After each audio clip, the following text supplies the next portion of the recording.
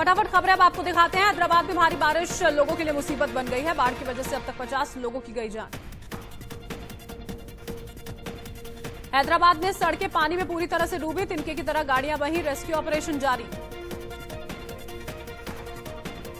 हैदराबाद में सड़कें समंदर बन चुकी हैं। चिंतलगुंटा इलाके में एक शख्स सड़क पर ही स्विमिंग करता नजर आया।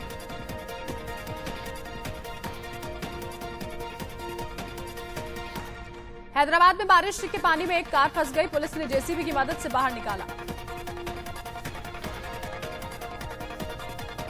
हैदराबाद के कई हिस्सों में हुई तेज बारिश से लोगों में दहशत का माहौल है। कई जगहों से जलभराव की स्थिति यहां पर देखने को मिली है।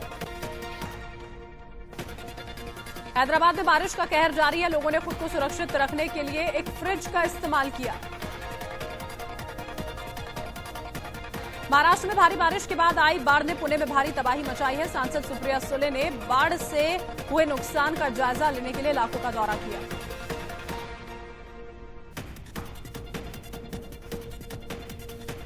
बलिया गोलीकांड मामले में बड़ी खबर सामने आई। मुख्य आरोपी धीरेन्द्र को यूपी पुलिस ने किया गिरफ्तार।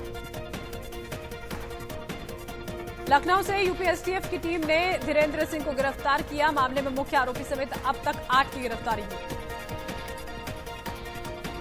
यूपी पुलिस की 10 टीमें आरोपी धीरेन्द्र की तलाश में थी। आरोपियों पर एनएसए और गैंगस्टर एक्ट के तहत कार्रवाई की जाएगी।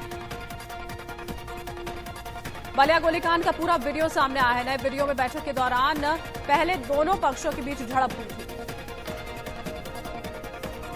वीडियो में यह नजर आता है कि पुलिस प्रशासन के मौके से हटते ही दोबारा हंगामा हुआ। फायरिंग के दौरान गोली जयप्रकाश पाल को लगी। गोंडा में पुजारी पर गोली चलाने के मामले में पुलिस ने बड़ा खुलासा किया। पुलिस के मुताबिक मंदिर के पुजारी ने खुद पर गोली चलवाई थी। पुजारी ने अपने दुश्मन को फंसाने के लिए एक शूटर को हायर किया था। मंदिर का महंत भी साजिश में शामिल था। पुलिस ने महंत को गिरफ्तार किया। अस्पताल से डिस्चार्ज होने के बाद पुजारी की भी गिरफ्तारी की जाएगी। कानपुर में दिल दहला देने वाली एक वारदात सामने आई है। जमीन विवाद में एक युवक को पेट्रोल डालकर जला दिया गया। युवक को बचाने में पिता और पत्नी भी झुलस गई। युवक की हालत गंभीर बनी हुई है। आरोपियों को पुलिस ने हिरासत में ले लिया है। घटना की गंभीरता को देखते हुए पुलिस के आला अधिकारी भी मौके पर पहुंचे। हाथरस केस में सीबीआई की टीम ने पीड़िता के परिजनों से पूछताछ की। करीब 5 घंटों तक सीबीआई ने सवाल जवाब किए। सीबीआई की टीम ने पीड़िता की भाभी और मां से लंबी पूछताछ की। पीड़ित लड़की और संदीप के बीच हुई बातचीत के बारे में भी सवाल पूछे। श्रीकृष्ण जन्मभूमि पर दायर याचिका पर ओवैसी ने आरएसएस पर निशाना साधा और कहा कि श्रीकृष्ण जन्मभूमि पर आरएसएस हिंसक मुहिम शुरू करेगा।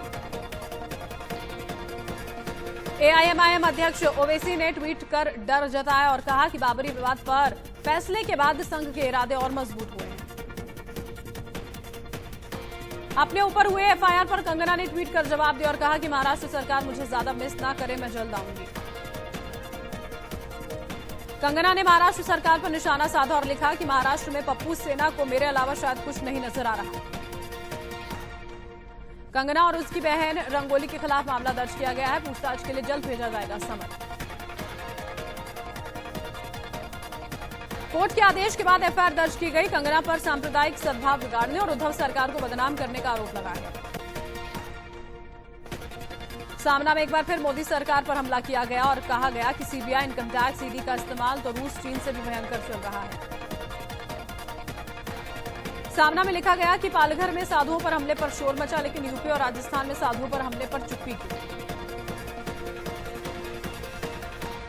सामना में फारूक अब्दुल्ला के बयान पर भी सरकार को घेरा गया और कहा गया कि फारूक का बयान केवल राजनीतिक फायदे के लिए इस्तेमाल किया गया, जबकि उन पर देशद्रोह का केस दर्ज होना चाहिए। बिहार चुनाव के लिए राहुल गांधी 23 अक्टूबर से प्रचार की करेंगे शुरुआत। कांग्रेस ने हर चरण के लिए राहुल की 2-2 रैलियां तय की हैं। पहले चरण में राहुल गांधी हिसुआ से पहली रैली की शुरुआत करेंगे। यहां से कांग्रेस से नीतू सिंह उम्मीदवार हैं। जम्मू कश्मीर के हीरानगर सेक्टर में पाकिस्तानी सेना ने सीजफायर का उल्लंघन किया। रिहायशी इलाकों को निशाना बनाकर मोर्टार दागे, जिसमें एक शख्स जख्मी हुआ। जम्मू कश्मीर में पाकिस्तान और आईएसआई की नई साजिश का खुलासा हुआ है। पाकिस्तान घाटी में अफगान आतंकियों को भेजने की तैयारी। खुफिया एजेंसियों के मुताबिक पाकिस्तानी सेना और आईएसआई कश्मीर में जैश लश्कर के अलावा अफगानी आतंकी भेजने की तैयारी में है। कश्मीर में घुसपैठ के लिए एलओसी पर 250 आतंकवादियों को इकट्ठा किया गया। पहाड़ों पर बर्फ जमने से पहले आतंकियों की घुसपैठ की तैयारी है।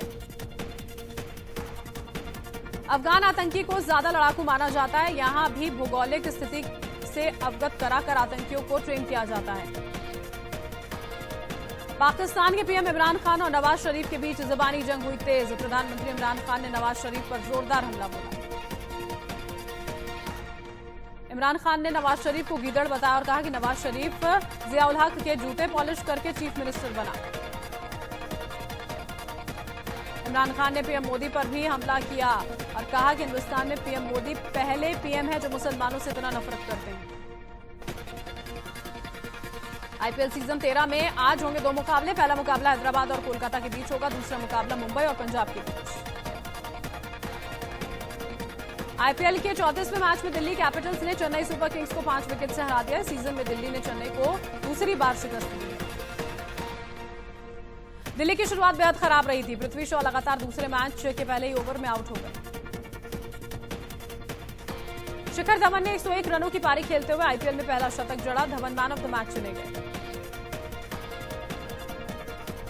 धवन के अलावा मार्कस स्टोइनिस ने 24 और कप्तान श्रेयस अय्यर ने 23 रनों की पारी खेली। चेन्नई के लिए दीपक चहर ने सबसे ज्यादा 2 विकेट लिए। दिल्ली को आखिरी ओवर में जीत के लिए 17 रन चाहिए थे। अक्षर पटेल ने 3 छक्के जड़कर दिल्ली को जीत दिलाई। टॉस जीतकर पहले बल्लेबाजी करते हुए चेन्नई ने 180 रनों का टारगेट दिया था।